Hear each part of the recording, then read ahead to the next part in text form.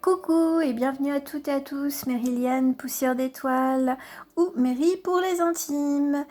Aujourd'hui, je viens vers vous pour une guidance intemporelle concernant le chakra du plexus solaire, d'où le titre Hello Yellow. Yellow voulant dire jeune. Voilà, donc c'est ce chakra-là a la couleur jaune. Donc avant de commencer, je vous présente Titi.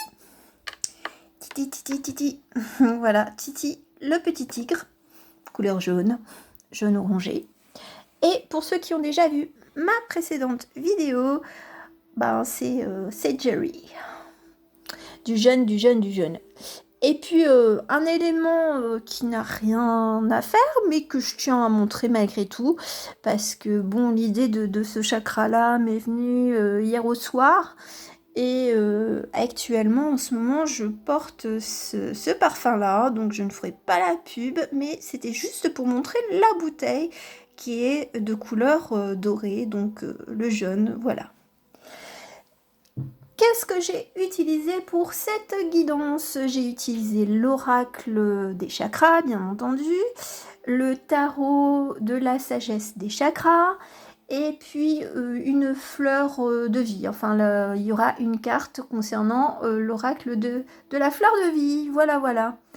Que dire sur le chakra du plexus solaire? Donc il est situé au niveau du thorax. Donc on va dire que c'est presque un pilier, on va dire, par rapport aux autres chakras, même si le plus important étant le chakra racine, mais ça j'en parlerai une prochaine fois. Par rapport à ce chakra-là, ça fait référence à la confiance en soi, à l'estime de soi. Voilà, on est sur une positive attitude, je pourrais dire. Je ne ferai pas de chanson parce que je chante comme une casserole, mais ça me vient en tête la chanson de Laurie, la positive attitude. Bon, chut. Voilà. Et puis cela apporte un équilibre, on va dire, dans la gestion de ses émotions. Alors ça, c'est quand tout va bien. Donc, et après, quand il y a, on va dire, un petit déséquilibre, par moment, ce chakra-là, on va dire que on pourrait savoir qu'il est déséquilibré à partir du moment où parfois on est un peu trop en surestimation de soi.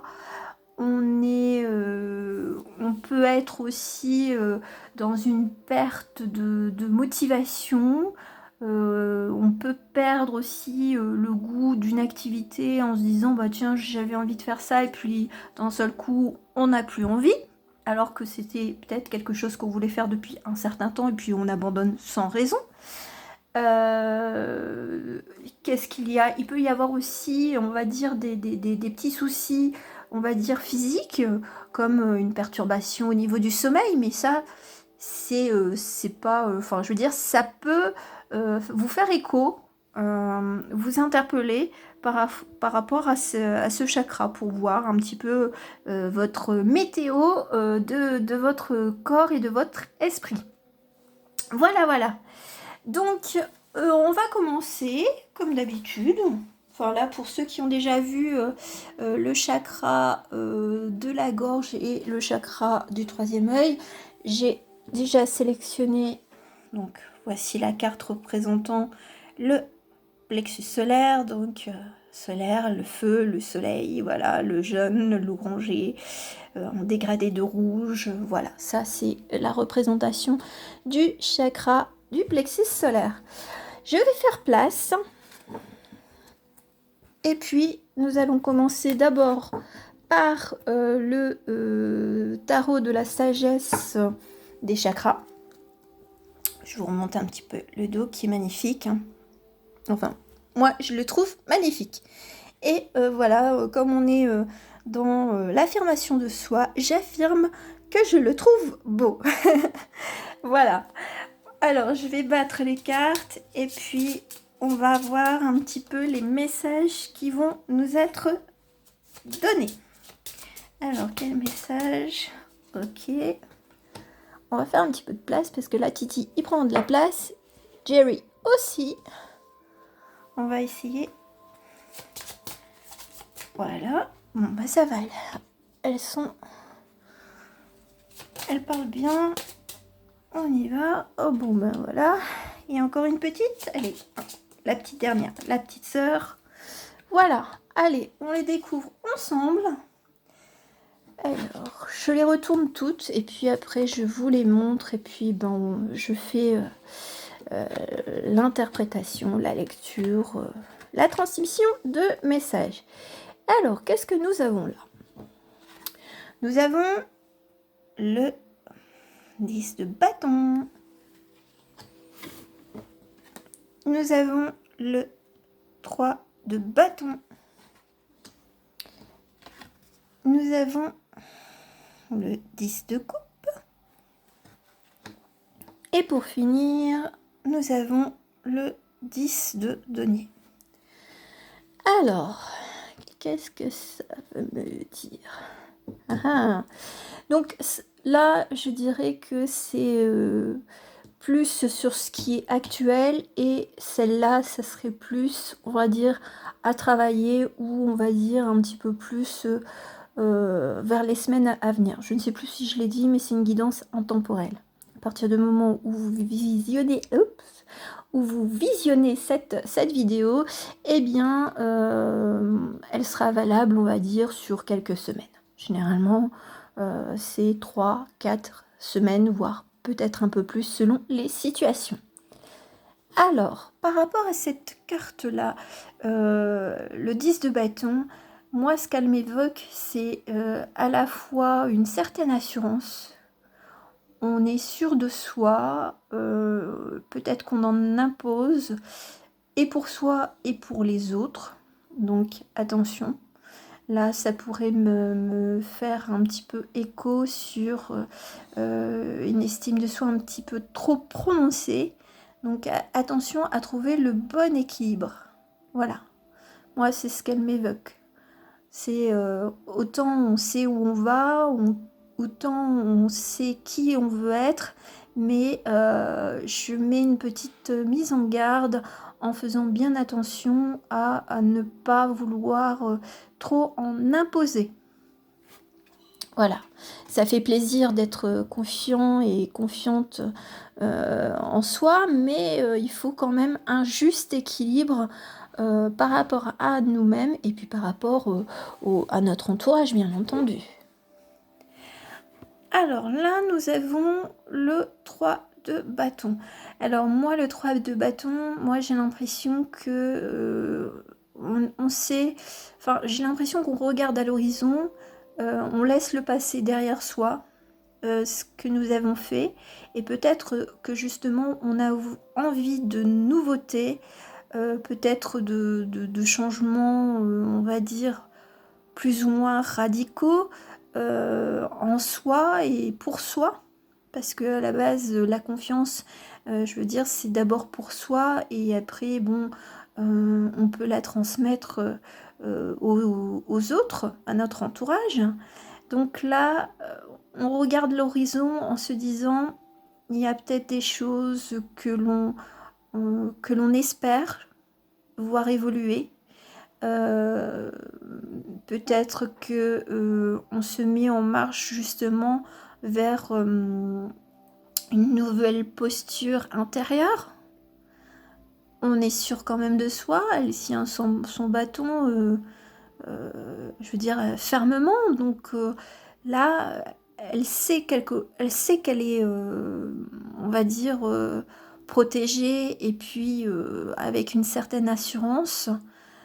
Tout en se disant que des fois il vaut mieux lâcher le passé, lâcher certains comportements qui ne conviennent plus à l'heure d'aujourd'hui. Parce que si on n'est pas qui on doit être, eh bien ça va aller vers un déséquilibre intérieur. Donc il faut savoir qui on est et ce qu'on veut être par rapport au monde qui nous entoure. Donc là, peut-être que c'est une réflexion aussi intérieure de se dire qu'est-ce que je veux être, qui je suis et comment je veux être par rapport à mon entourage. Voilà. Là, on est sur le 10 de coupe.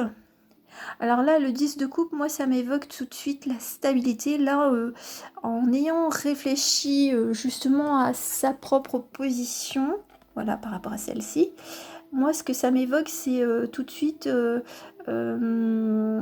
va dire qu'il y a une certaine stabilité, on va dire affective, familiale, environnementale. Voilà, on est vraiment très très bien. On va sur quelque chose de très, très doux, très pas parfait, mais pour nous-mêmes, on est en équilibre. On a trouvé cet équilibre justement peut-être par rapport à cette réflexion que l'on a faite auparavant. Donc là, c'est merveilleux. Après, nous avons pour finir le 10 de denier. Donc là, c'est aussi l'abondance, on va dire personnelle. Je veux dire qu'elle soit au niveau affectif, familial, parce qu'avec la représentation du tableau, on voit une famille, ou alors la richesse, on va dire, financière. Hein. Donc voilà, on est sur quelque chose de très stable, où on est en pleine réflexion justement pour se dire comment atteindre l'abondance, on va dire, affective et ou financière.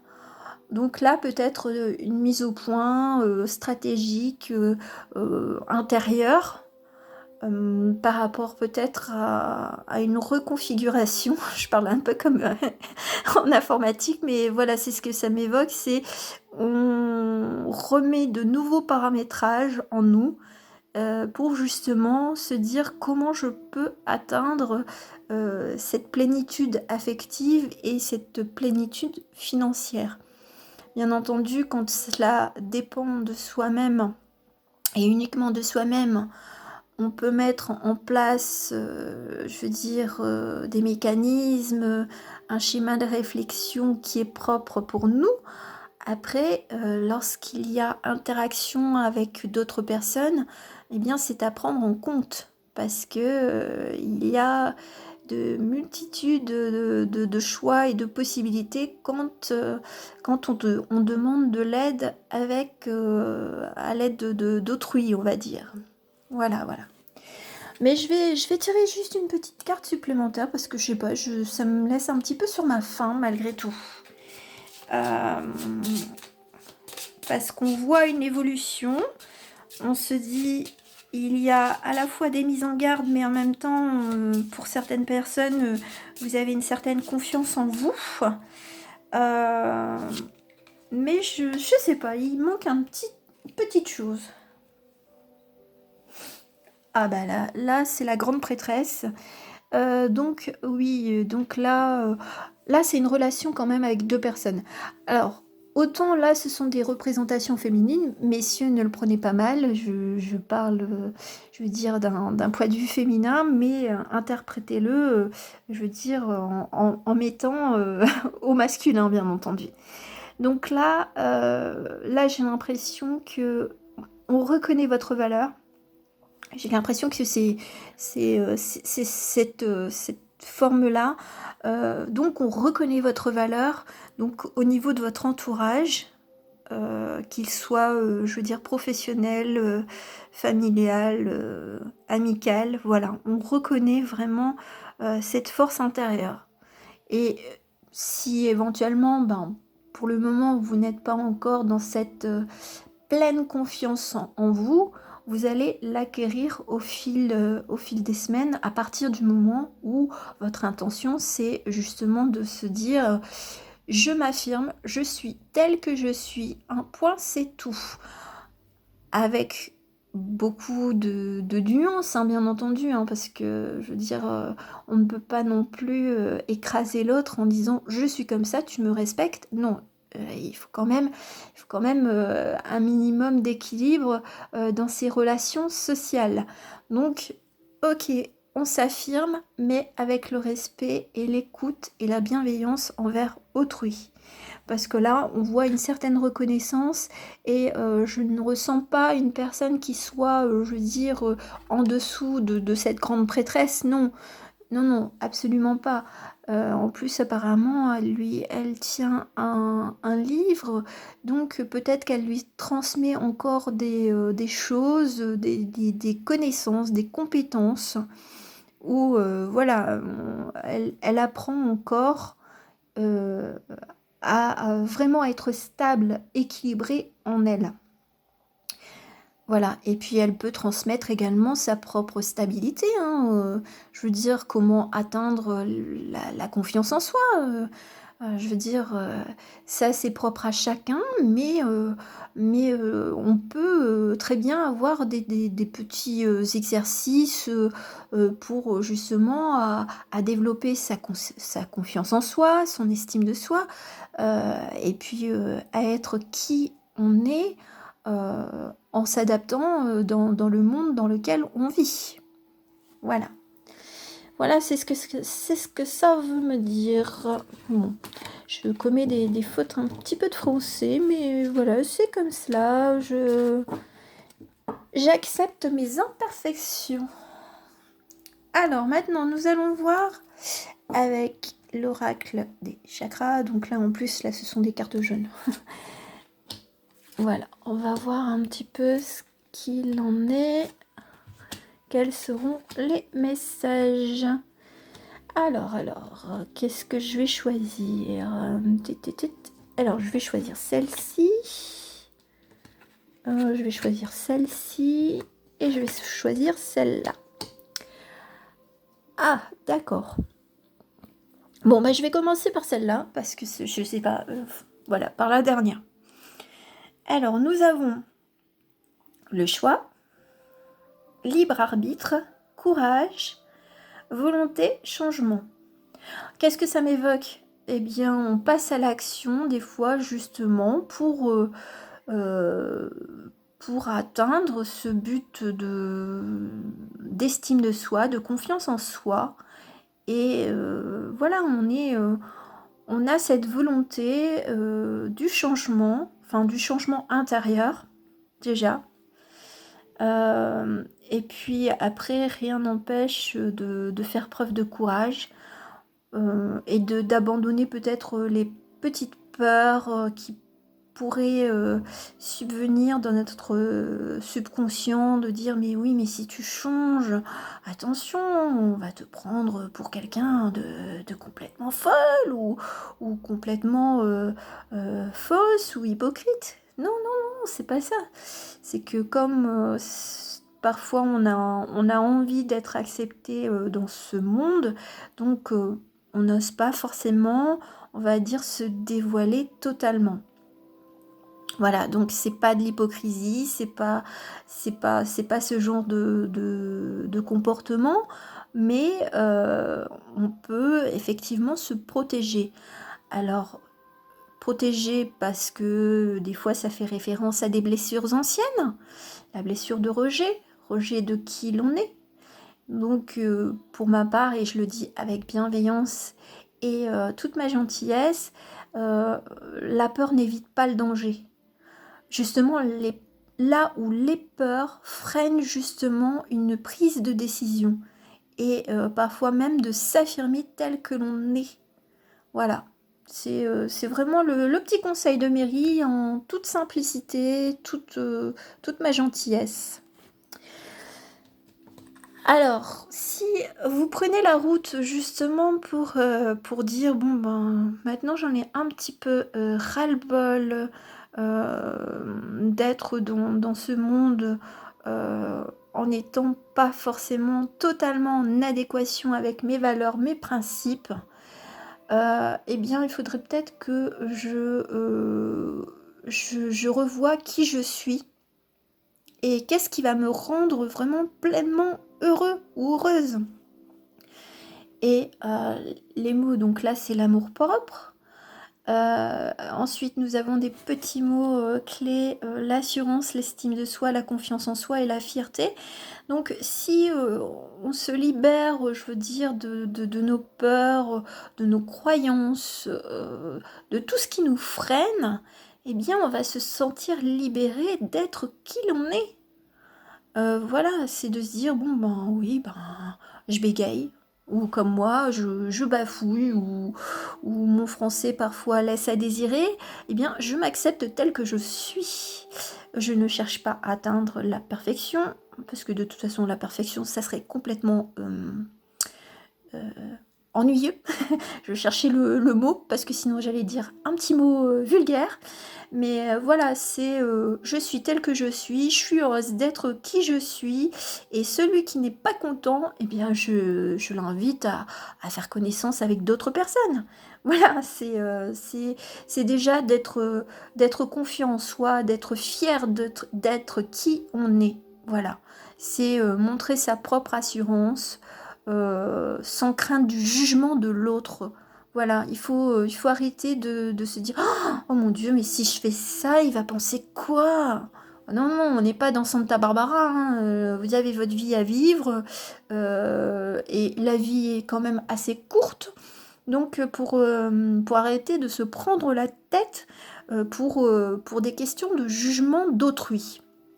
Soyez pleinement vous-même, pour trouver votre équilibre, votre bonheur, votre personnalité intègre. Il faut être intègre à soi-même.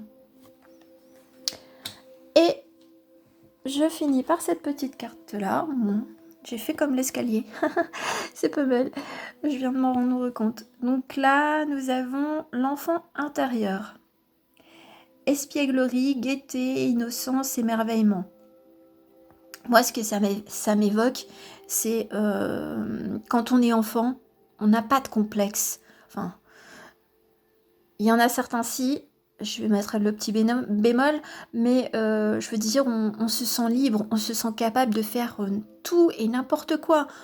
Si la petite fille a envie d'être une princesse, elle va s'imaginer en princesse. Si le garçon veut être, je sais pas, docteur, vétérinaire, enfin je ne sais quoi, ou de se dire, de s'imaginer qu'il peut tout faire, eh bien oui, oui, voilà, c'est... Alors donc là, messieurs et mesdames, alors nous sommes des adultes, plus ou moins, ou des jeunes adultes, ou des personnes beaucoup plus matures, en tout cas, je ne sais pas. En tout cas, retrouver cette joie intérieure, cette liberté, cette gaieté, de dire bah, je rigole parce que j'ai regardé, je sais pas, un chien avec un petit costume un petit peu farfelu sur son dos, et ben ça fait rire, et ben rigoler, c'est le meilleur moyen de retrouver qui l'on est, et puis d'avoir son équilibre intérieur entre les contraintes, on va dire, de la vie courante, et puis cette part d'innocence, de joie intérieure. Donc faites ce qui vous plaît, et puis à bas les jugements d'autrui. La seule personne qui puisse vous juger, c'est vous-même. Voilà. Donc n'ayez pas peur de votre propre jugement, parce que je veux dire, eh bien, on sera toujours, enfin, je veux dire, votre personnalité se dira, yes, je suis bien là, je suis bien, je chante même comme une casserole, je danse, mais je m'en fiche, j'ai envie de danser, je le fais, point. Donc accordez-vous ces moments de liberté avec votre enfant intérieur. Soyez heureux d'être qui vous êtes en tant qu'adulte et avec votre enfant intérieur. Voilà. J'espère que ça vous aidera à avoir des pistes sur la confiance en soi, sur l'estime de soi, sur le jugement que peut porter les personnes qui sont autour de vous. Enfin bref, faites-moi le retour. Faites-moi le retour, ça m'intéresse vraiment de savoir un petit peu ce que vous pensez. Voilà, voilà. Alors, je vous fais voir la première petite carte. On va finir avec la fleur de vie. Un petit message. Un petit message de la fleur de vie. Alors, un petit message. Voilà. Alors, je vous laisse. Alors oui, certes, il y a du vert, mais on voit que c'est du jaune pâle. On voit une jolie petite fleurette qui est pleinement épanouie avec des jolis petits boutons. Alors, il y a je veux dire, un texte, une réflexion pleine de sagesse. Donc, il s'agit de l'unité. Vous considérez la dualité entre ombre et lumière comme une façon de voir la qualité de ce que vous créez sur le plan physique. Mais la grande lumière d'amour est différente de la lumière de la dualité. Elle est la fusion de tous les opposés qui s'unifient en un. N'ayez aucune ambiguïté là-dessus, sinon vous allez courir après la lumière. Où tout va bien et où on est gentil et vous allez nier l'ombre et tout ce qui est triste et terrible ou le contraire. Les opposés existent lorsqu'on se concentre sur un seul côté. Ainsi, on sait ce qu'on veut quand on sait ce qu'on ne veut pas. La dualité existe à ce niveau pour nous amener à nous poser des questions qui nous sont vitales et à créer sur le plan physique des réalisations issues de l'énergie de ces questionnements. C'est de cette façon que nous créons notre vie. Tout est bien car la lumière de l'unité ne vous jugera jamais. Elle brille simplement sur nous sans cesse. C'est nous qui ne ressentons pas toujours sa présence lorsque nous nous focalisons sur une perception erronée de la réalité. C'est ce que je disais. Donc, alors oui, il y a cette part, on va dire, intuitive et l'ego. Qui met des freins, qui met des barrières pour être qui on est, pour assumer qui on est parfaitement. Donc, faut pas le nier, voilà, c'est comme ça. La confiance en soi, l'estime de soi, c'est pas en claquant des doigts qu'on peut l'avoir. Hein. C'est un cheminement de pensée, de réflexion, et puis surtout, c'est de s'accorder beaucoup de bienveillance, même si parfois, on a des doutes, on a des questions sur qui on est et comment être soi-même tout en respectant autrui. Voilà, voilà. J'espère que cette guidance vous aura plu. En tout cas, faites-moi part de vos commentaires. Ça me ferait vraiment plaisir de vous lire. Je tenais à vous remercier pour vos abonnements, pour vos petits pouces. N'hésitez pas pour les commentaires. Alors bien entendu, là, c'est une guidance générale. Ça ne pourra pas forcément parler à tout le monde, mais n'hésitez pas à me contacter par les réseaux sociaux ou par mon mail si vous souhaitez avoir une guidance personnelle, cocooning avec Mary, avec sa bonne humeur. Voilà, donc n'hésitez pas. En tout cas, je vous fais de gros bisous. Je vous souhaite une belle journée, une belle semaine et je vous dis à très bientôt. Ciao, ciao!